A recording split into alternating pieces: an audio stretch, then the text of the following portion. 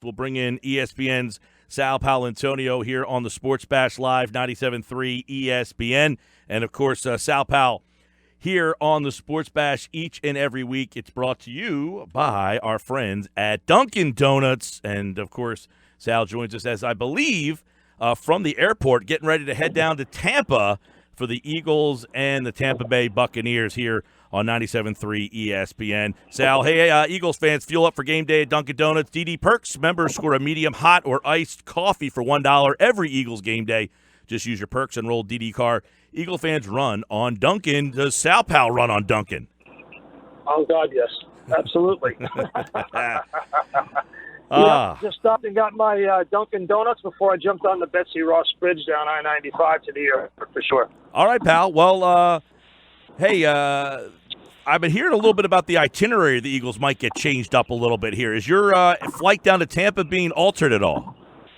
I'm waiting till I get to the airport. I don't know. They right now online it's saying that my flight is on time, but that's not unusual for American Airlines. They like to get everybody to the airport and then figure out what they're going to do. All right. We know, Sal, one of the big stories has been Foles and Wentz, and obviously Foles is going to go. But is the feeling around the NovaCare Center that this might be the final week we see Nick Foles? There is that feeling. There definitely is. There are a lot of reports out there, not any of mine, but a lot of reports out there that Carson Wentz will be ready for the Week 3 game at home against the Indianapolis Colts. I haven't heard any kind of official word. All I know is, he has looked better and better as the weeks have progressed. He did look a little tired when he warmed up prior to the first game, the opener on Thursday. I don't know whether that was just the heat or the workout or whatever, but he didn't look himself. But since then, I'm told he looks great.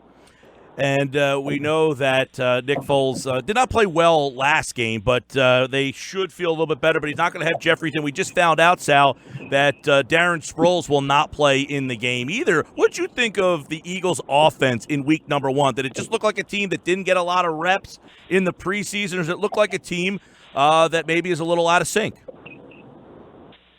Well, I think all of the above, Mike. I think all of the above. I think the bottom line is this.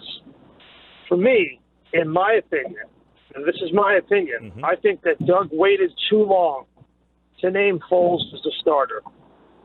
By waiting that long, he extended the time at practice where Foles and Wentz were splitting the first team reps 50-50. And I think that hurt Foles. And Peterson sort of admitted to it a couple of days ago on Wednesday in his press conference. I don't know if you heard it, but he sort of admitted he got that question as to whether the ambivalence and the fact that reps were split might have set Foles back, or at least not didn't help Foles get ready. And he said, yeah, there could have been a little bit of that. So he admitted that. I think that's one. I think the game plan to start with Darren Sproles was curious. I don't know why Sproles had such a big part of the game plan in the first quarter and the first half against the Falcons. J.J. was nursing a foot injury, but that wasn't the reason why he was on the bench for most of the first half. So I think, A, J.J. needs to be more involved in the offense. I think, B, Corey Clement definitely needs to be more involved in the offense. And I think the other two things is that they need to play more hurry up, more no huddle, more quick pace, and put that Tampa defense that's probably going to have two rookies starting in the secondary on their heels a little bit. And then thirdly, they waited way too long to go to the run-pass options. They sprinkled it in very, very conservatively in the first half. And in the second half, they started to dial it up more, and Foles got more comfortable with it. Yeah, Sal, it seems that Sproles is kind of like Peterson's kind of like security blanket. Like, he leans on Sproles a lot. But you're right, Jay Ajayi and Corey Clement, as you mentioned. It seems that Clement's role for this team is fourth quarter when the team's worn down, we want fresh legs out there. But Do you think there is a chance that we do see more of him based on the, what he gives you when he's out in the game, especially with Sproles out of the game? Yeah. Mike, when we talked in the summer, I told you they were thin at running back. Yep. They're also I don't know why they didn't open up the checkbook and keep LeGarrette Blount. Right. After watching that America's Game Super Bowl program on NFL Films, on NFL Network, it's pretty obvious LeGarrette Blount was a huge part of their success last year. They miss him. Yeah, and Sal, there's so many guys that we talked to throughout the week that talked about how great of a guy he was in that locker room and such a leader guy in that locker room for the team that the people on the outside, the fans, probably don't perceive him and think about that of him when he was here. I don't know if you know about this book called Philly Special, the inside story of how the Eagles won their first Super Bowl championship. Enlighten us. It's the number one football book in America, and LeGarrette Blount plays a central role in that book because he played a central role in the championship season of the Philadelphia Eagles, both on the field and in the locker room. He was very important to that team, especially when they needed a run game, like when they played at StubHub Center against the Chargers, and they had to close that game out against Phillip Rivers, who's tough to close out. LeGarrette Blount won that game, flat out. Won it. LeGarrette Blount had a great Super Bowl. Without LeGarrette Blount, they don't win the Super Bowl. They just don't. And without Alshon Jeffrey, they don't win the Super Bowl. So you're missing Blount and Jeffrey. People are always like, Sal, why does Nick Foles struggle so much? Your leading rushers in Detroit and your leading receivers not playing because he's injured. Mm-hmm. That's why Nick Foles struggled. It doesn't really take a rocket science to figure that out. But I think Peterson's decision, and you know me, right, Mike? I have been very reluctant to criticize Doug Peterson for a lot of reasons. The guy really has pushed all the right buttons and been a tremendous coach. You've always tried to get me to sort of criticize him, and I've always said, hey, he's my guy. But in this particular case, and this was a big case, this was a decision, I think he waited too long this summer to name Foles the starter. We knew Wentz wasn't going to be ready. Managerial decision that you can't put Wentz out there too early when you have Foles. It just makes no sense to me why he waited that long.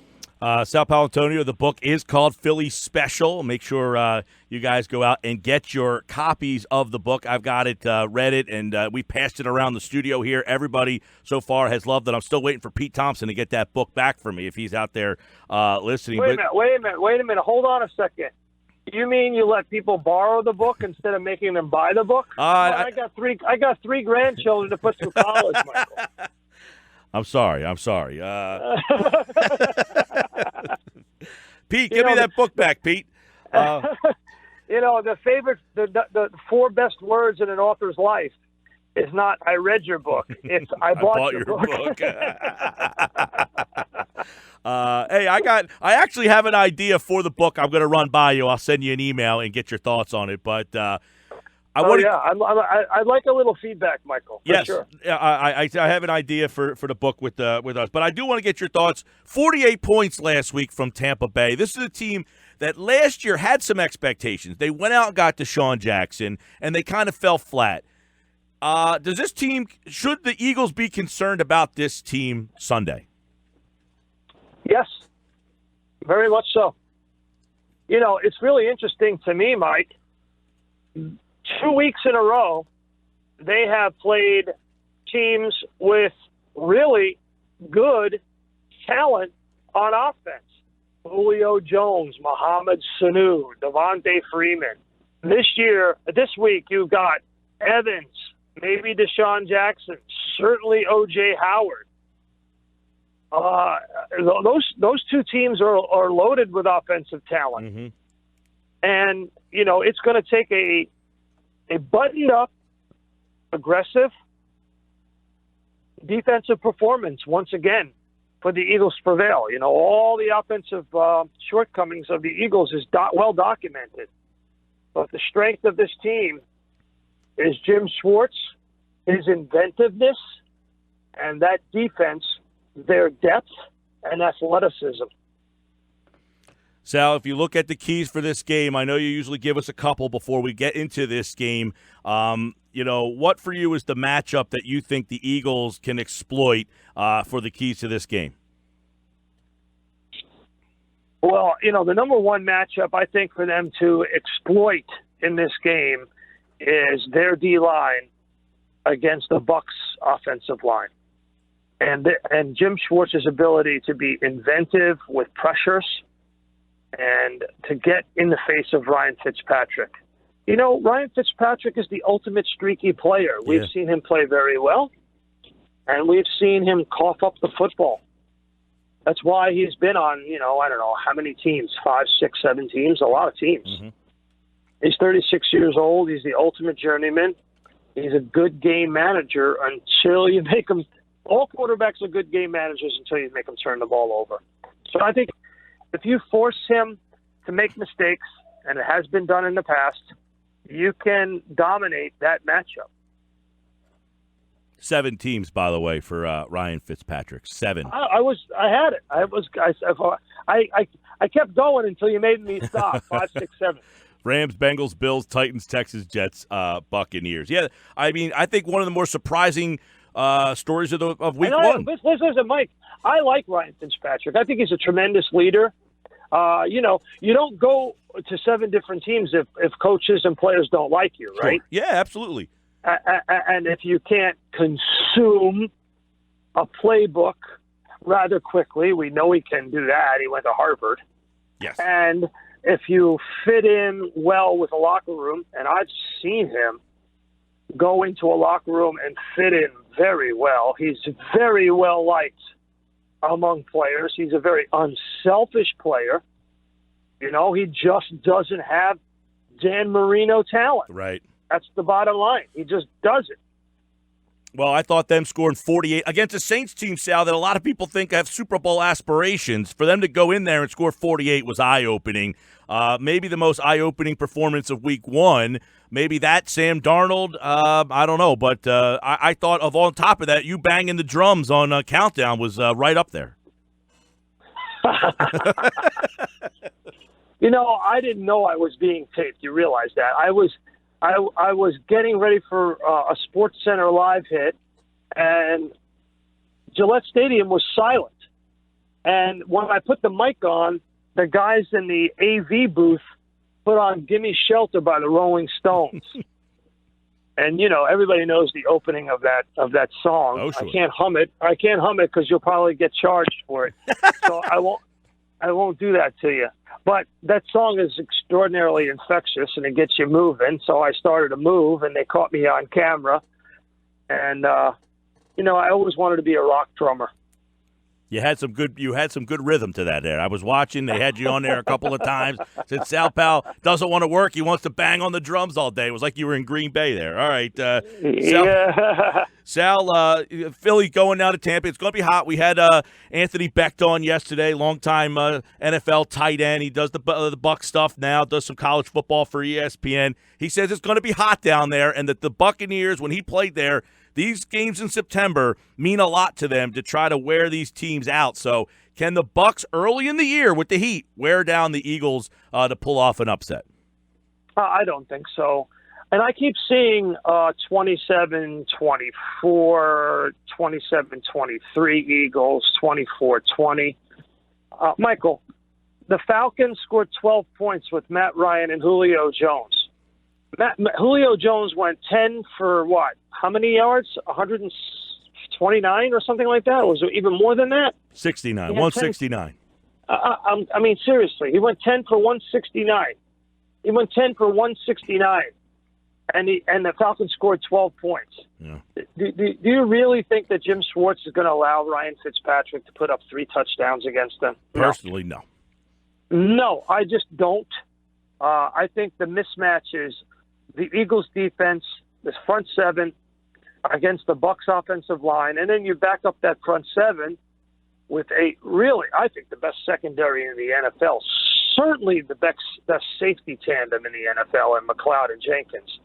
They're smart, they're tough, they're physical. I think the Eagles will win the game 24-17. 16. 24-16. Sal Paolantonio. Score a medium hot or iced Dunkin' coffee for $1 on every Eagles game day. Just use your Perks Enrolled DD card. Excludes cold brew. Participations may vary. It's a limited time offer, so get there on Sunday. Sal Paolantonio here on the Boardwalk Honda Hotline. I will send you that email with a couple ideas for that book, all right? I'm sorry that Pete has the book. He just texted me. He broke his arm. I had to get him something while he was in the hospital. Oh, I'm sorry to hear that. I really am. Yeah, he broke his humerus bone, and I gave him your book to try to keep him calm while he was in the hospital bed.